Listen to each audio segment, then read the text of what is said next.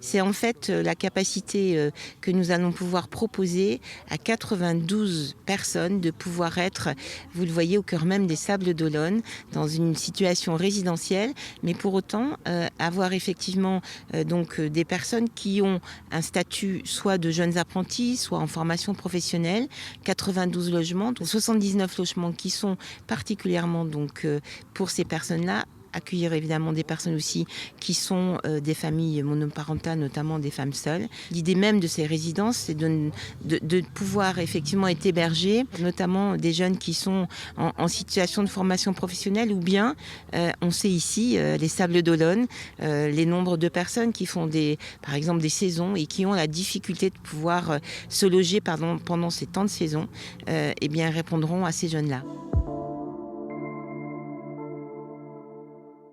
C'est pas un logement qu'on loue à l'année. L'idée même, c'est de se dire qu'elle est là pour pouvoir faire face, un temps donné, pour pouvoir, à l'image de ce qui se passe déjà dans d'autres territoires, comme Montaigu, comme Chantonnay, permettre à ce qu'il puisse y avoir un temps donné, mais en tout cas ne pas avoir un logement avec un bail comme on peut l'avoir dans toute résidence. On est entre la majeure partie, 79 sur 92, sont des T1, et je crois me souvenir que c'est autour de 430 €. Il doit y avoir quelques T3, je pense qu'il y a 3 T3 de mémoire, et là on est autour de un peu plus de 500 € pour les Sables d'Olonne. Je pense que c'est effectivement une offre, et ça a pu être retenu par Yannick Moreau, assez appréciable.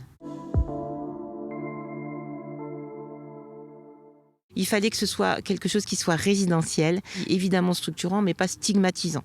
Le cahier des charges de vente d'habitat vis-à-vis de l'architecte, c'était de se dire qu'il va y avoir une qualité environnementale qui sera quand même très agréable. Elle suit une ligne écologique par rapport à tout ce qui a pu vous être évoqué par rapport aux aménagements paysagers, mais elle le suit aussi à travers la volonté qui a été celle de travailler notamment avec le SIDEV et à travers une ombrière de panneaux photovoltaïques qui permettra d'avoir effectivement et de respecter cette volonté environnementale que se fixe Vendhabitat.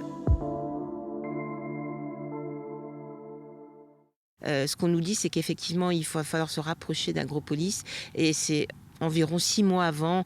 On est au printemps 2025 au niveau de la livraison. On peut se dire que fin d'année 2024, les gens pourront déjà se rapprocher d'Agropolis.